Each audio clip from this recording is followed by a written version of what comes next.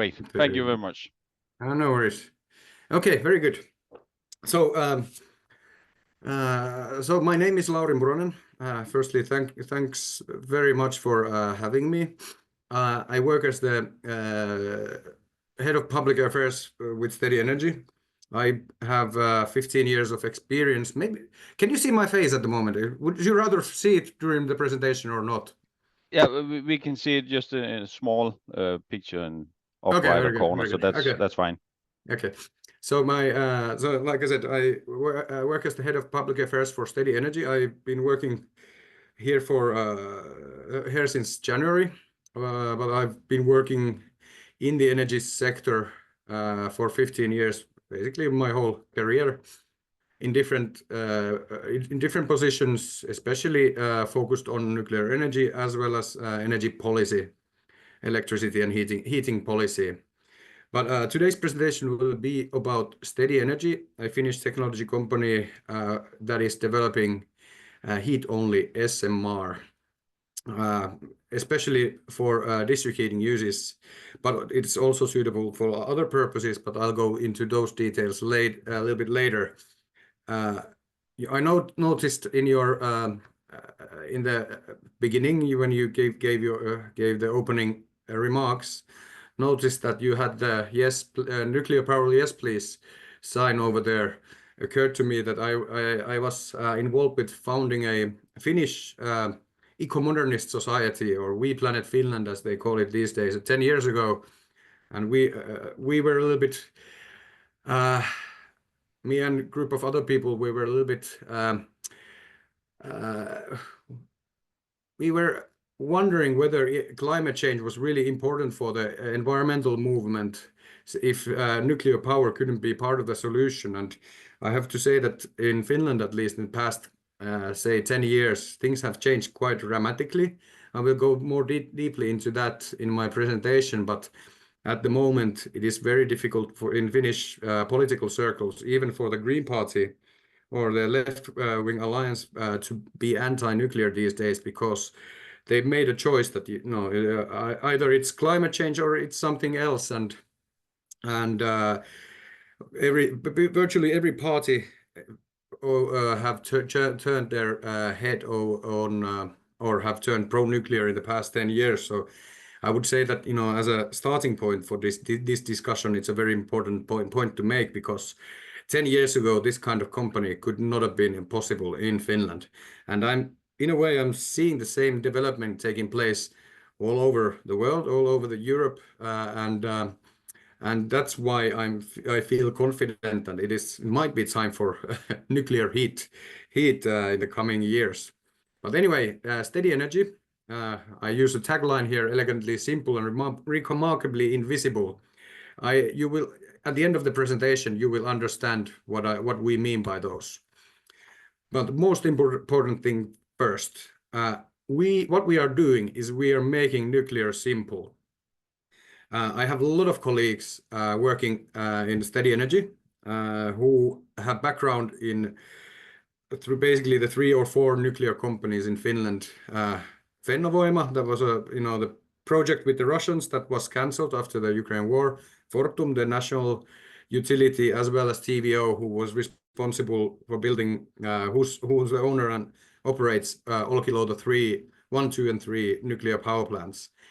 And virtually all of my colleagues have said the same thing, that the problem with nuclear these days is that it is too complex.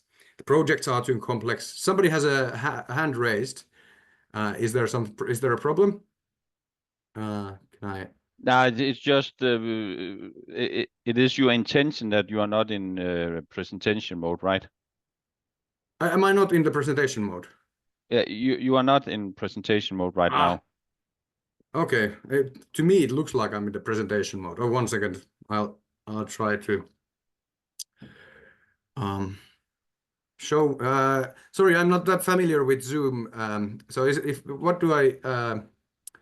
Is it show webinar? What should I? Yeah. So now we see it not in presentation mode, but in this other mode where you have the thumbnail on the left side. You can see all the slides on the left side, and then you have in the big part of the screen you have your.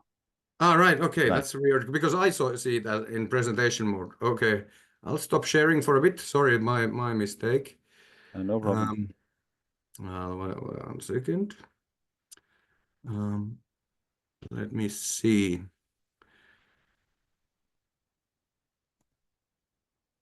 Maybe this one and share. I'll stop sharing for a bit and then I will try and share it again.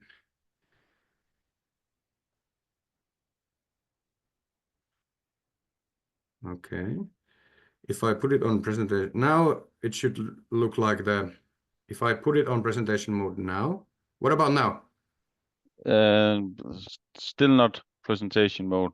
Perkele. Okay, there's some Finnish you don't want to use in public places. That's fine. We don't understand Finnish. Okay. But anyway, it works fine. If it's yeah, well, it's the. Let me see. Because it's really annoying. I think that maybe you have to open it in presentation mode and then share afterwards. Okay, let's try that. So if you presentation mode, then you will get it Yep, full let's try screen that. somewhere, and then you can share the screen. One second. No, I can't do it. 1 second.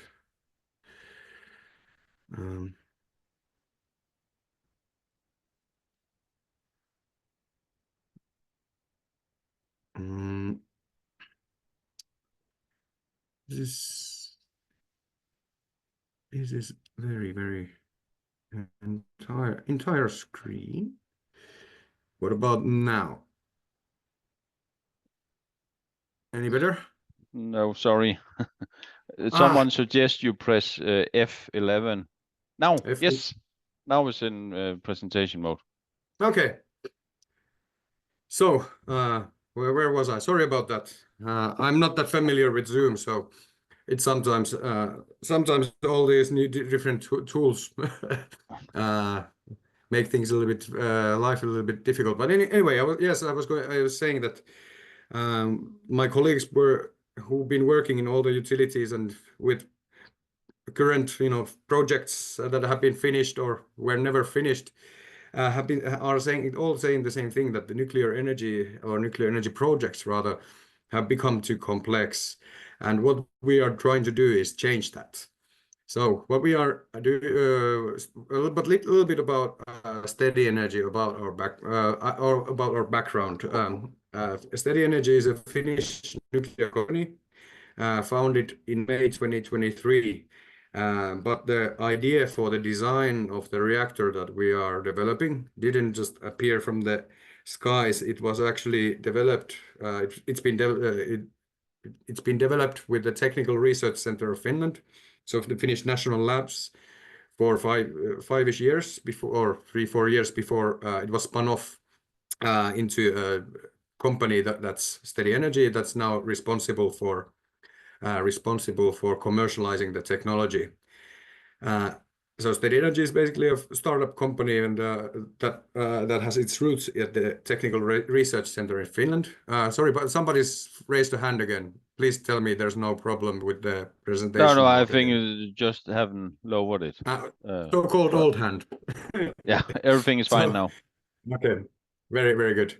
And this is a very typical arrangement with the Technical Research Center of Finland when they develop as a sort of a research project a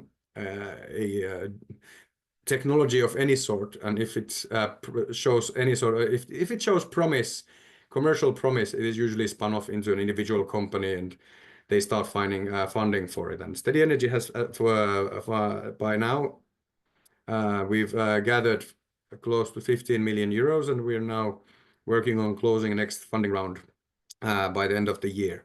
At the moment, we have 17 people working for us full-time and another 8 people part-time.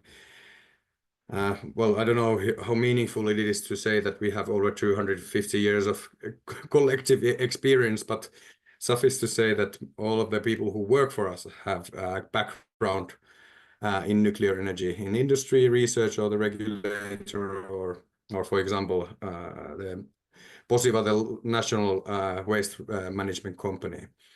And in addition to the staff that we have working for us at Steady Energy, we also utilize or use people we buy expertise both from VTT, the Technical Research Center, as well as few different engineering companies who've been specialized in nuclear technologies.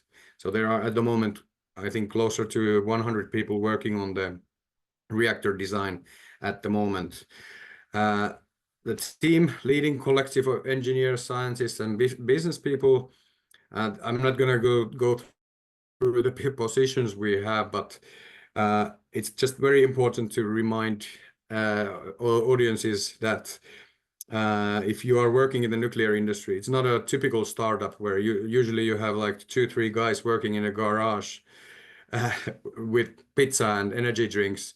In the nuclear industry, it is imperative to have the right kind of background, right kind of experience. And I think our average age is probably higher than the combined age of a normal startup. But that's as you must understand, that's sort of a starting point.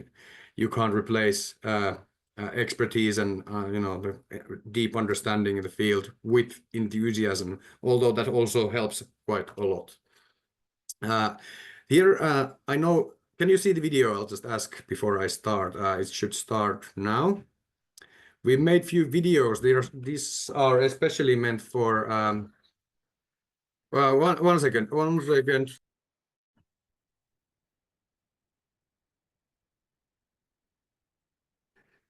Sorry, my youngest son, walked in without announcement. He was after a little bit of milk. my oldest daughter was supposed to look after him, but anyway, are you still there? Yeah, we are still here. Yes. Yeah, sorry about the interruption.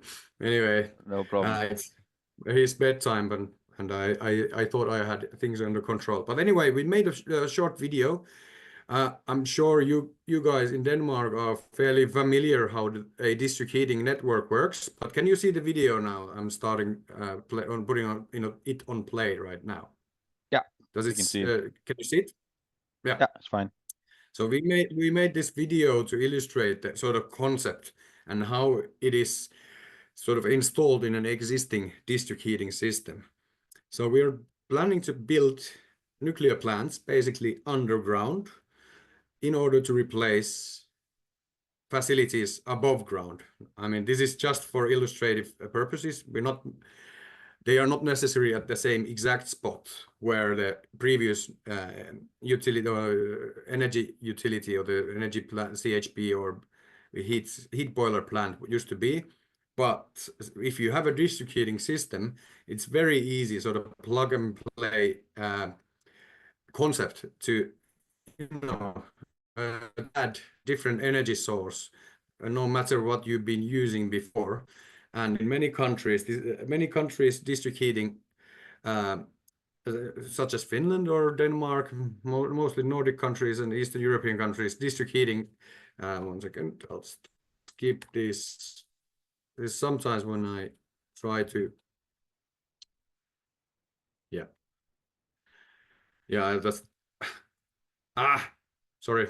When you show the video online, it's sometimes it's difficult to skip the page. But anyway, district heating systems are fairly common, especially in Europe, and it's fairly easy, at least from technical point of view, to add in another different energy sources. You don't have to. I mean, you just have to build, for example, in our case, just a nuclear plant with some heat exchanger, assuming that you have all the permits in place. and you can start producing energy. And we just wanted to make the video to illustrate people who are not that familiar with district heating systems, firstly how it works and how our concept sort of sits into the existing systems. But if we go back a little bit more, the reason why we're developing a district heating reactor or heat-only reactor is that the researchers at the Technical Research Center of Finland, they realized that 10% of all CO2 emissions come from heating water or steam up to the temperature of 150 degrees. So that's of total emissions. And this is the area that Steady Energy operates. So basically, we are developing a nuclear reactor that only produces heat up to 150 degrees. So we are not producing any electricity. And that offers us something very, very unique compared to most of the SMR or even bigger nuclear reactors out there. Obviously, this is somewhat banal to say to people with your background, but it's of course important to remind people that nuclear energy has very, very low CO2 emissions. We use this graph to illustrate also the biogenic emissions of different energy sources, because we have a very active discussion in Finland whether it is okay, at least in this extent that we are doing it at the moment, to use biomass as a source of energy, especially in the bigger cities. We are already reached the sort of sustainable levels of biomass consumption as most forests in all of Europe. And at the moment, some of the parties are already suggesting that we should have some sort of tax on the use. And to remind ourselves that biomass is not a CO2-free source. Yes, it is part of the natural part of the sort of carbon cycle, but still it emits CO2. But SMR heat from SMR or LDR50 has very low CO2 emissions. But this is pretty much self-evident for people who understand something about nuclear power energy. But obviously, it's not about emissions. I would say that the biggest hurdle, as I said in the morning, in the beginning of the presentation, is not actually it's not the fact that nuclear energy is low carbon, but the fact that nuclear energy is too complex. What it means, and another thing is that nuclear energy is one of the densest sources of energy, and that relates to biomass, because usually in the history of energy,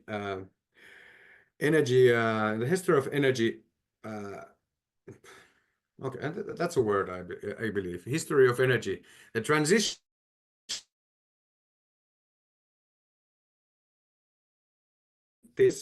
that biomass, for example, is less dense. So basically you need more of the material than fossil fuels to produce the same amounts of energy.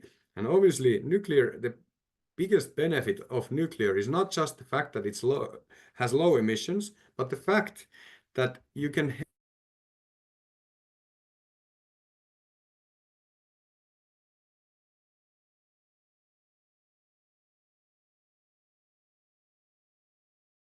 Can you see it? Can you see it? Yeah, we can see the video. Okay. Yes. Very good. So we made another video where we wanted to show just how much fuel one of our units, LDR50 unit, the reactor that we are developing, uses during its whole 60-year lifetime. So this amount of fuel you would need to run one of the reactors for 60 years. During that 60 years, the reactor would produce 20 terawatt hours of energy. If you want to produce the same amount of energy with oil, yes, they are oil barrels, and we've counted them. There's 12 million barrels of oil if you want to produce the same amount of energy as with, you can see at the bottom corner with our LDR50, or that's 10 million cubic meters of wood for the same amount of energy. The football fields at the bottom, they are for Americans because they don't understand the metric system. So 1 second, I need to, it's difficult. I don't know why. Oh, yep. Anyway, what we want to, one of our points basically is that we shouldn't be only interested in low CO2 emissions, but also the consumption of natural resources, or the amounts of natural resources we need to produce the amounts of energy that we require to sustain modern societies. So at the bottom left corner, you can barely see the amount of fuel that you need to run one of these reactors, compared to 12 million barrels of oil or 10 million cubic meters of wood. This is with this we want to illustrate the fact that there's other sort of wider aspects to the idea of sustainability than just CO2 emissions. The fact that nuclear energy has very low CO2 emissions is becoming widely accepted or widely understood, but this fact that nuclear energy density is orders of magnitude higher than with any other energy source is not such widespread knowledge, and we want to change that. But also it's about the cost, and this relates to the this is actually the Achilles heel of, I would say, traditional nuclear at the moment. When you produce nuclear electricity, the fact that our unfortunate fact at the moment is that in the electricity markets, especially in Europe, nobody's investing in nuclear electricity production unless you have some sort of government subsidy in place. And the prime reason for that is that nuclear energy has become too expensive, and the reason it's so expensive is because it's too complex. What nuclear heat is compared to nuclear electricity, it is simple. It's scalable, it's modular, and therefore highly competitive. We estimate that the levelized cost of energy or levelized cost of heat of our nuclear reactor is under 40 euros per megawatt hour. If this doesn't say anything to you, you can compare it. For example, at the moment, biomass alone, the fuel in Finland costs over roughly 40 euros per megawatt hour, depending a little bit where you are. Why nuclear heat is cheaper than electricity? Firstly, when you produce low temperature heat, the operating pressures and temperatures are much lower. Therefore, the components are much simpler. As an example, Olkiluoto 3, the latest large nuclear plant in Finland, the reactor pressure vessel in the plant is 25 centimeters thick, steel 25 centimeters thick. Our reactor pressure vessel is about 4 centimeters thick.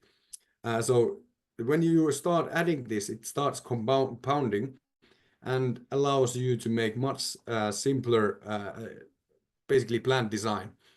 And obviously, another point why nuclear heat is more competitive compared to electricity is the fact that you don't have any conversion losses. When you produce electricity with nuclear plant, you lose 60% of the energy in the different conversion processes. But when you produce heat, you can utilize roughly 95% of the energy, so you don't lose it in any conversion processes. So what this combines to is that nuclear heat costs roughly, and there's a rule of thumb we use, but it's roughly 1/3 compared to nuclear electricity. So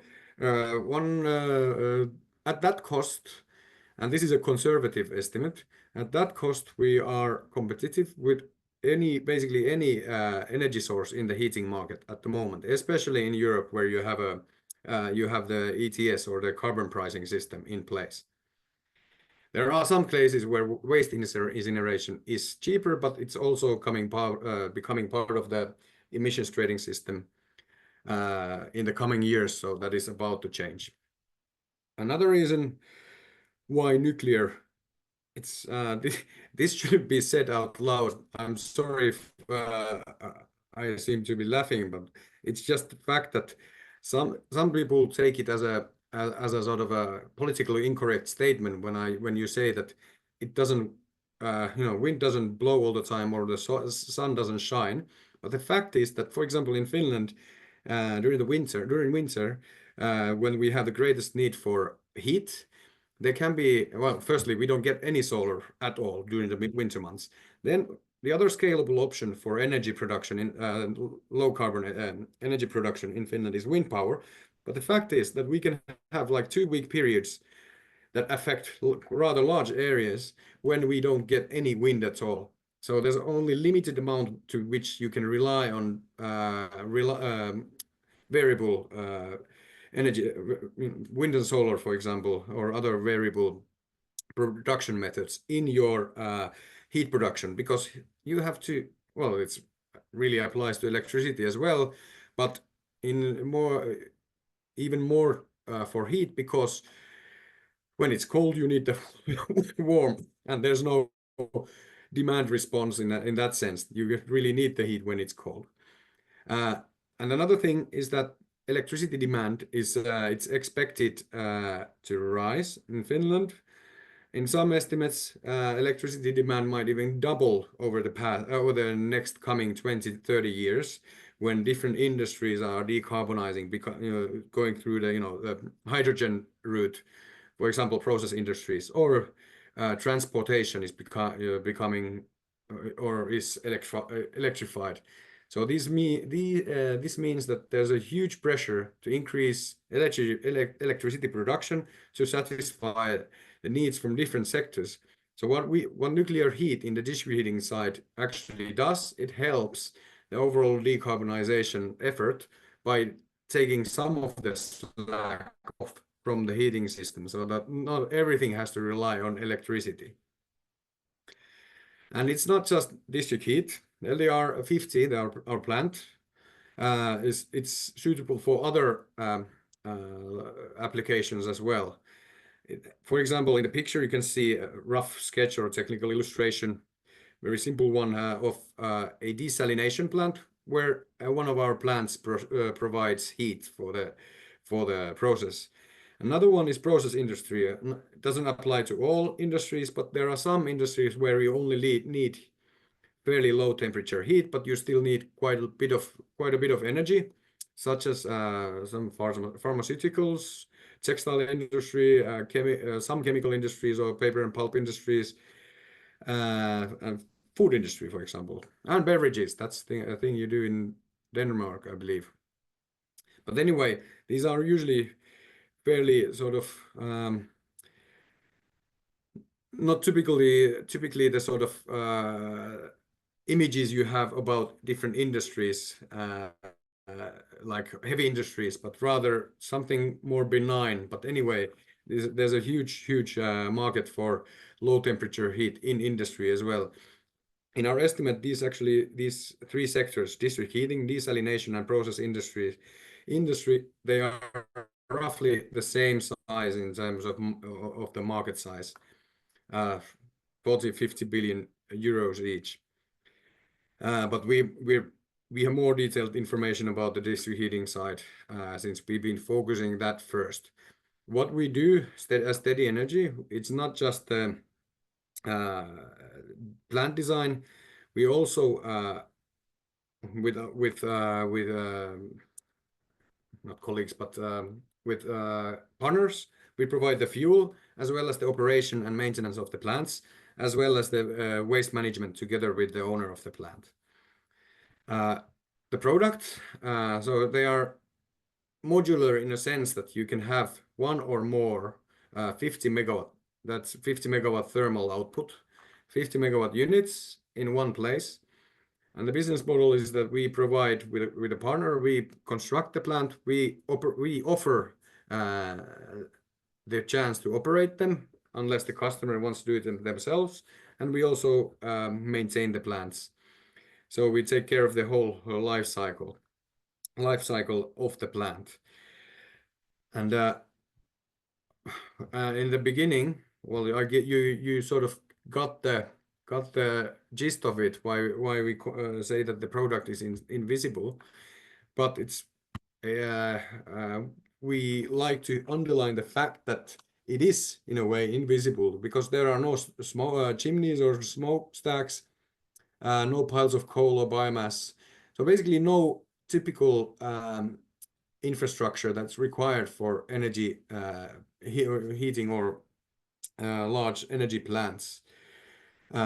No endless truckloads or trains or ships, and no actual plant to be seen, because we are like you saw in the video, we are building these plants underground. Why underground? There are a few reasons. Well, since we started looking into the district heating sector in Finland. In Finland, the bedrock is rather close to the surface of the earth. So basically, whenever you're building underground, you have to build in the bedrock. So there's quite a lot of experience in digging tunnels in the bedrock, and it's actually a little bit cheaper to build it underground compared to building a nuclear plant on ground. Because if you build it on ground, you have to build one of those, those domes that protect it even from even if an airplane strikes it. So when there's 15 meters of not concrete, but 50 meters of granite on top of the plant, that helps to protect the plant both from outside threats as well as from possible, inside threats or accident scenarios. Another thing is that when they're built underground, it's easier to gain the acceptance of local, people, local populations when they can't see the plan, and it's easier to, argue that, even though it doesn't make, from a technical point of view, that big of a difference, but it's easier to argue that the impacts will be much more limited. A little bit about the technology itself, why we claim that why we've underlined that it's so simple. And why we believe that this could be one of the first, maybe, or even the first commercial SMR in the Western world.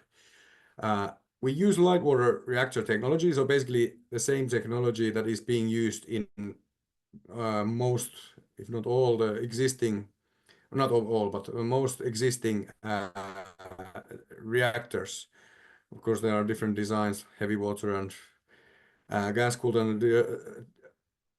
and so on. But most of the reactors in use these days are light water reactor technology, based on light water reactor technology.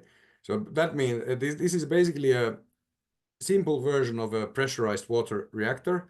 So therefore, the so-called technological readiness level is even 9. So that means that it's basically available technology.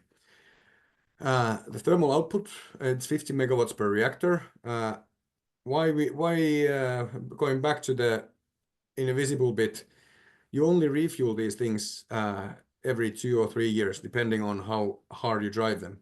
So it's basically 500 days for 50 days of full operating hours.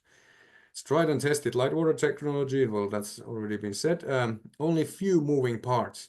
It's actually, when you look at the reactor, the pressure vessel there are no pumps within the first circuit. There are only circulation pumps in the second and third, well, in the sort of secondary circuits that pump the water that transfer the heat through the heat exchangers. So there are very few moving parts. Somebody mentioned to me that there are over 1,000 rooms in Olkiluoto 3, the latest nuclear plant in Finland. There are, I believe, 5 pumps in the system that we are operating. The a reactor has this so-called passive heat removal system. So basically,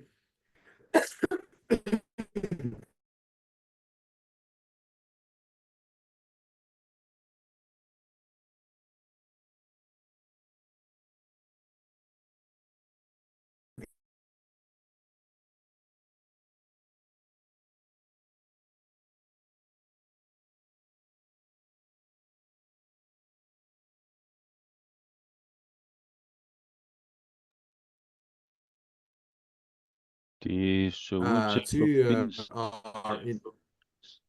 Sorry? Just the There are connection two. disappeared. I think you're back now. Oh. Yes. Oh, right. Okay. Yeah, sorry. But anyway, did you lose a lot?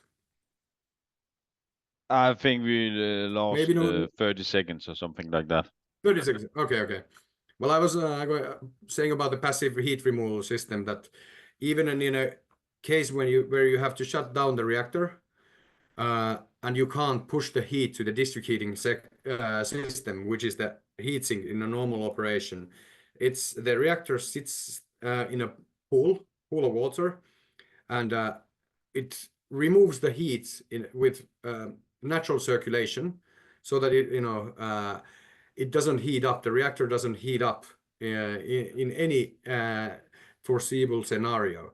And in a normal, for example, one of the bigger nuclear plants, you usually have about half an hour, even less, to organize, somehow, provide cooling to the reactor in a case when it shuts down. But the starting, because the starting heat thermal output is so low in our reactor, and the amount of water that surrounds it is so big, that instead of the 20-30 minutes that you have in conventional reactors, you have 3-4 weeks before you have to intervene in the reactor hall or with the heat removal system. So it's in a way very, very safe design. And ultimately, of course, the reactor hall itself, which is like a bomb shelter, works as the ultimate sort of defense in death. Secures the ultimate level of defense in death. Well, why now? The idea isn't really a new one. I mean, somebody must have thought about producing heat with district heat with nuclear reactors, since that's the first thing that comes out from a nuclear reaction. And there are already countries. Sorry, I'll have to get something to drink. There are already countries that are using nuclear heat, but it's usually for smaller population centers around existing bigger plants. But there was a plant in Sweden. I've actually visited the place that used to produce heat for Stockholm in the 60s and 70s. I believe the plant wasn't a commercial success or even a commercial project or commercial plant, but anyway, it's not an idea in itself. It's not a new one. There was actually a team of Swedish and Finnish engineers who designed a heat-only reactor in the 70s in the aftermath of the oil crisis, and they suggested building one in Helsinki at the turn of the 70s, 80s. But at that time, the political risks and the cost of producing heat with other alternatives, such as coal, was so low that they decided that, okay, we're not going to build nuclear, we're going to build coal and gas plants instead. And, look where we are now. What's also different nowadays, I started the presentation with describing the sort of political landscape in Finland. It's changed quite dramatically over the past 10 years or past 15 years. At the moment, the current government that we have has stated that there's this process called decision in principle. So basically a only political process related to nuclear plants, nuclear projects. And the government states that they're going to approve every single application as long as the applicant fulfills the safety criteria and is from a friendly country. And we are hoping to fulfill, of course, both of them, including the point that we come from a friendly country. Finnish the current government is also renewing the Nuclear Act that helps that aims to streamline the construction of SMRs in Finland. And it's not just the nuclear-related legislation. They're also reviewing like environmental permitting legislation to help build these things faster. So these are all things that are already in place. And even the opposition, who are not in the government, they are supporting these developments. So this is not a political question in Finland at the moment. And finally, STUK, the Finnish Radiation Safety Authority, updated its regulations regarding how close to proximity to cities you can build nuclear reactors. Previously, it was there was this safety and exclusion zone 5 kilometers around the plant, or another, I can't remember the English term, but 20 kilometers. But anyway, basically, previously you couldn't build a plant close to cities. These days, the Radiation Safety Authority says that you can build it even in downtown Helsinki, as long as you can demonstrate to us in a satisfactory manner that you can reach the same levels of safety. And we are fairly confident that we can demonstrate it to them. And obviously we're not building these plants in downtown Helsinki, but anyway, in technical sense, it could be possible. So why now? Maybe the times are ready for this, and also the politics are ready and the technology is ready. There's already market traction that has been established. We have 3 customers in Finland. Firstly, Helen, the local utility in Helsinki. They've started so-called nuclear program because the municipality or the city of Helsinki has said to the utility that it owns 100% that Helsinki has to cease the production of all energy from combustion, from any sort of combustible source in the 2030s. So that includes fossil fuels, peat, biomass, and waste. So they have to come up with solutions that are based on something that don't burn. And for the reasons I've listed on previous slides, they've reached the conclusion that, okay, we have to go nuclear. So we are in the talks with Helen to build up to 10 reactors in Helsinki. Another utility in central Finland, Kerneenergi, we are in discussion. We are already actually in a pre-engineering phase with them. So they're already paying us to, do feasibility studies with them, and they're starting the environmental impact assessment process as well as the zoning process during this winter. And these processes are the first sort of official starting points for any nuclear projects in Finland. And we signed a letter of intent with Keravan Energy, a third utility, 2 weeks ago. I mean, it was announced 2 weeks ago, and it's 30 kilometers away from Helsinki, and they're now looking into our technology to replace their existing CHP or biomass-based heating plants. And there's a 4th customer that we have that's in the United States, but it's in very preliminary phases at the moment. And the problem is that we can't say the name of the company. Our deal doesn't allow it yet. But we're hoping to announce that.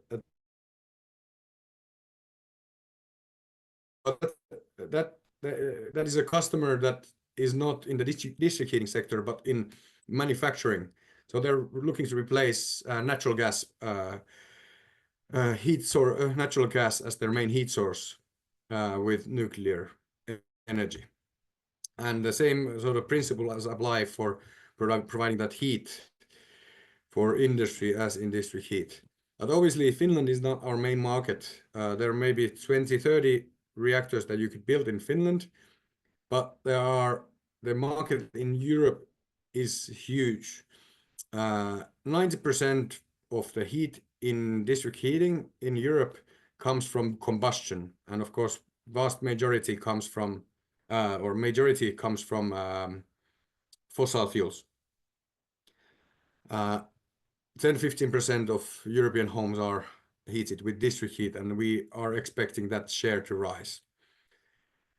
Here you can see this is based on a heat map, a heat European. I can't remember, EU funded study on heat roadmap or something like that looked into different district heating systems around Europe. But of course, most of these systems are too small for our reactors. The minimum size of a city where you could build these things is about maybe 30,000 people, or maybe a little bit more. But anyway, we see the huge opportunities in Europe. We're now at the moment focusing on Sweden and Poland, in addition to Finland, as well as to some extent Baltic countries. But of course, Denmark is it's been a very progressive country in terms of climate policy for a very long time.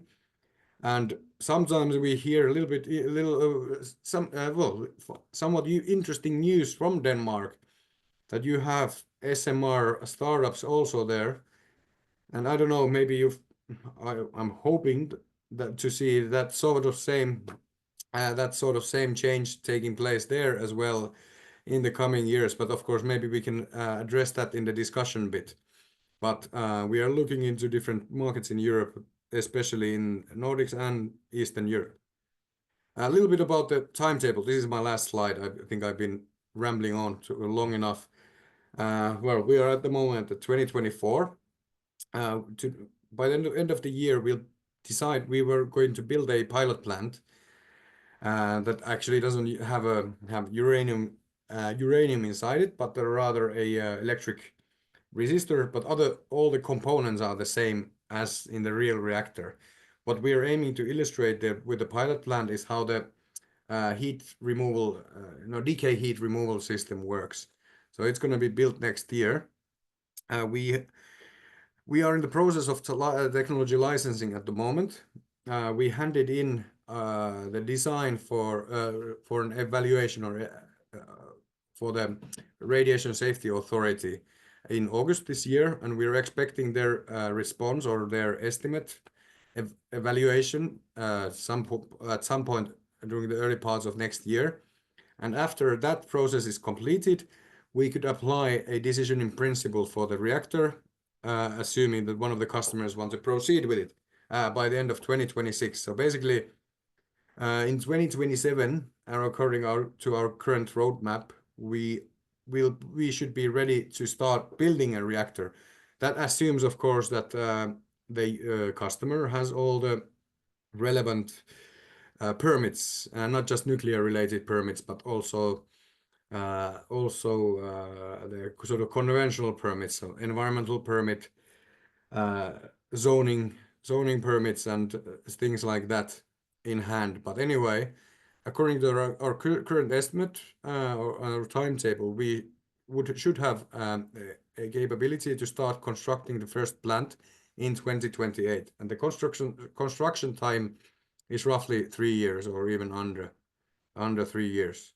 And if you're smiling at my suggestion that it could be under 3 years, please, nuclear industry is not known for fast delivery, but bear in mind that our reactor is about 100 times smaller and maybe 100 times, not perhaps 100 times simpler, but much, an order of magnitude simpler than, for example, Olkiluoto 3. So we believe that we can deliver on fast delivery as well. But anyway, this is my last slide. I'd like to thank you, and maybe we should stop sharing the presentation and go to the discussion, the more interesting bits. Yeah, thank you very much for an exciting insight into your technology and how nuclear energy can be used in district heating. This video with the fuel pellets versus biomass was very illustrative. I like that. Just a small comment on Denmark. We have this strange situation in Denmark that it is prohibited to produce electricity, but as such, there's no ban on producing heat with nuclear energy. So Okay. yeah, that's Well, that's interesting. How many would you need? yeah. Let's see. Okay, so the floor is open for questions. I got one here. So there's no risk of meltdown. Pretty much. So, I mean, we are still in the process of coming up different scenarios where that could happen. But I prefer not to say there's a zero chance. But like I said, in a severe accident scenario, we still haven't come up with a scenario, especially if it's built like that underground in a pool where there's no way for the water to disappear to have a meltdown scenario. Okay. And 4 weeks. 4 weeks to intervene. That's plenty of time. Yeah, and I guess also that the lower pressure is a factor here. Yes. Yeah. There are well. Firstly, lower pressure helps. Firstly, with the fact that the likelihood of equipment breaking down, of course, that could happen, is lower. But also, we ensure that the pressure inside all the circuits are so that it's always going inside the reactor. But in lower pressures always help. You have less of a mess in your hands if you have a pipe breaking up. Yes, then there's a question here. Is the water a moderator, just like ordinary Yes. reactors? Yeah. Yeah. Yes. Actually, I don't have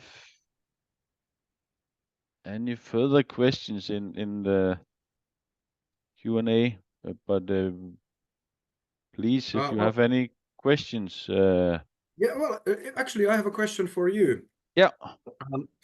And please, you can share my contact details with your members if they have further questions or want to send. I can write my email there, or maybe it's easier if you distribute it. But anyway, I actually have a question for you because the current or the not current, but the next EU Commissioner for Energy is from Denmark. I can't remember the guy's name anymore, but Dan Jørgensen. yes. Yeah. What's his stance on nuclear? Or Oh, on behalf of my Danish fellows, yeah. I'm not proud that we sent him to the EU. He's very anti-nuclear. oh, he's very anti-nuclear. Oh Yeah, no. Okay. unfortunately. I'm sorry to hear that. But he's also very opportunistic. So it could be that he will change his mind when he will benefit from being not that much anti-nuclear. That was my personal opinion on that. Okay. But yeah. Yeah. And now I actually got a lot of questions Okay. when I ask about them. So first there's Kodu for starting We Planet in Finland.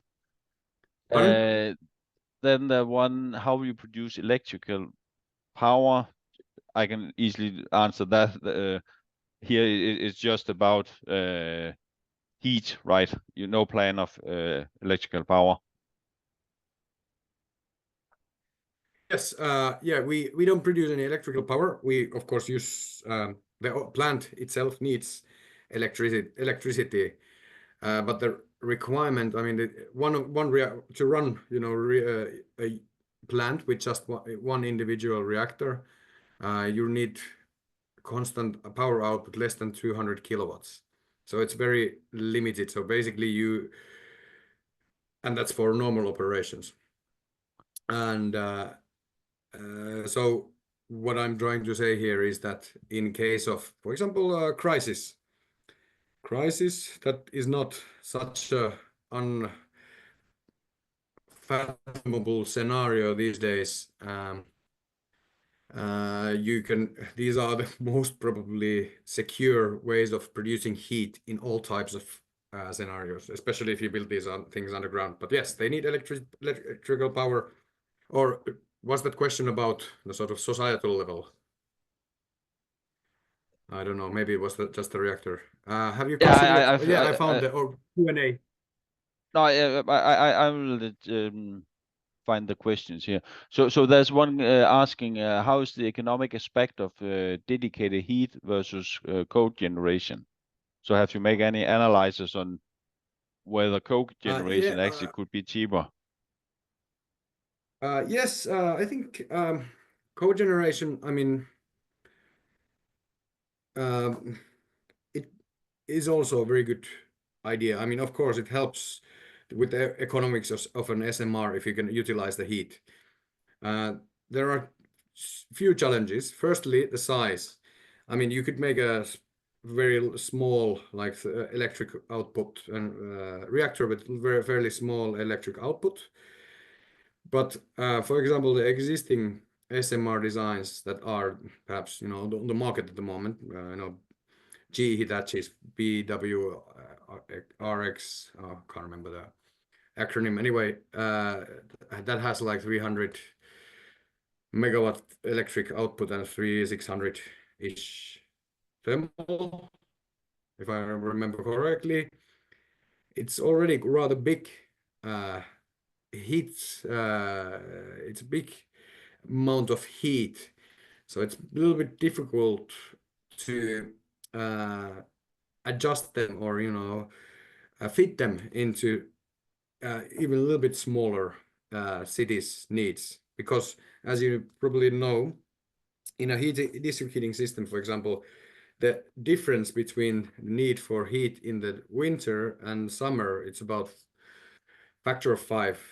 In summer, you need only 20% of the heat demand as during the winter. So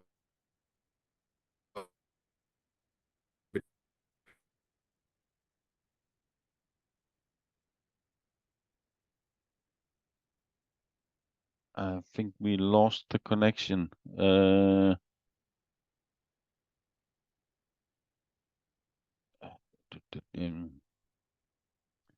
Just wait a second for Lauri to come back. Can you hear me now?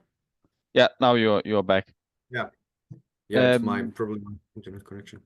But yeah, CHP is a good idea, but a little bit difficult. Another thing is that it's might be difficult to locate it next to cities. Yeah, we don't need heat in the summer. Do you have any thoughts of that? Well, we do need heat in the summer because hot water is also used in the summer. So I actually said it just when I was not maybe when the connection was bad, but in the winter the peak demand is about 5-6 times higher than the peak demand during the demand during the summer. So there's need, and of course you maintain these things as well during the summer. Yeah, and then there's one more question about the safety. So if the pumps, if you don't have electricity for the pumps, what will then happen? And another question regarding safety, can it be terminated by the control rods? Yes. Firstly, it can be, yes, that's how we control the power output. You can actually adjust our power output in normal operation between like 20 to 100%. So if you don't have that much need for heat, you can control the power output, or thermal power output. And the other question was, how do you get rid of the heat if you don't have the pumps running? So basically the heat dissipates through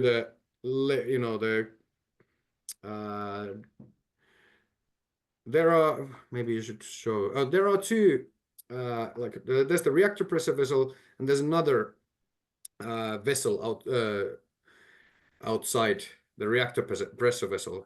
So the heat slowly, because the amount of decay is rather low, but it starts going through the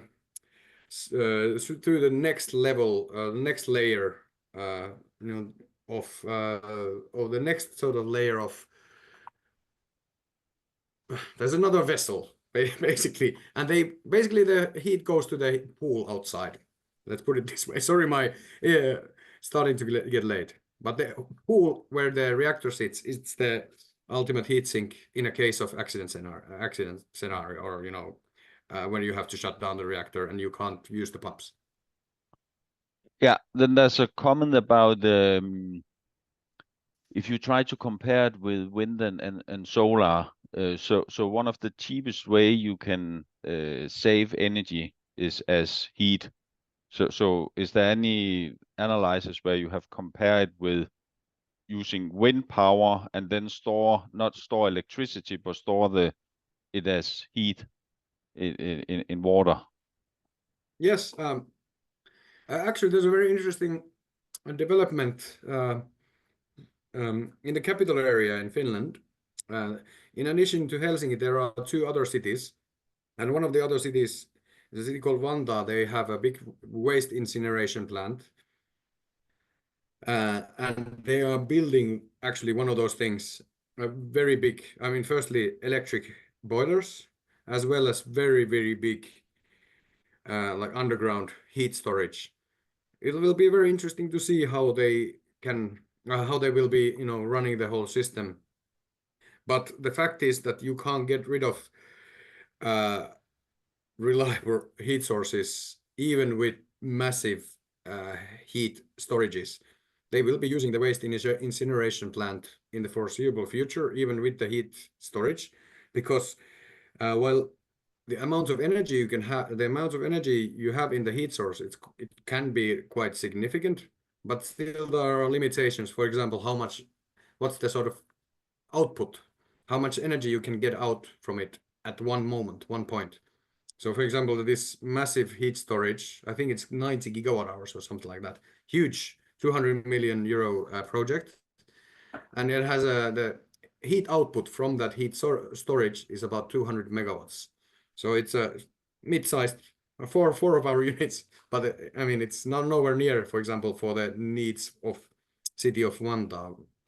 But it's going to be very interesting to see. It's going to be very interesting to see what's the sort of overall cost of the system where you use such large heat storages. But to be honest, actually, if you have a heat storage and nuclear reactors, it's much cheaper than with renewables. But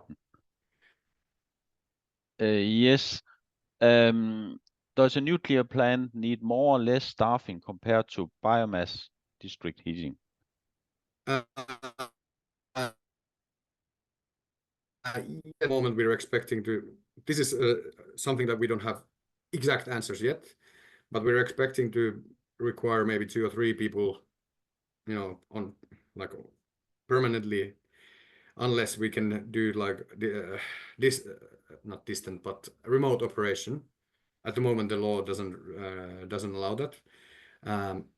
So yes, much less, and because we don't need the fuel logistics, you load the reactor and you have fuel there for 2 years. Obviously, you need a lot less for the logistical side. In Helsinki, for example, you need, I don't know, 10 football fields of biomass per day during the winter. So it's rather labor intensive, I would say. Yeah. Do you know of any current nuclear power plants in Finland that do cogeneration? Yes, Olkiluoto. They used to produce grapes and crayfish, not for so cogeneration, but they used to make grapes in Olkiluoto, and I tasted the wine they made from those grapes. It's good for making sauces. Okay. Yes. Yeah. I think we have been through all the question, and time is approaching 9 o'clock.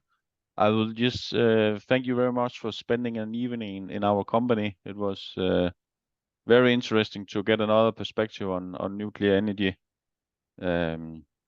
My pleasure. And since you don't, your law doesn't prohibit building nuclear heating plants. If some of you happen to work in district heating sector, please be in touch. We'll decide what color you want it to be, and we'll deliver it.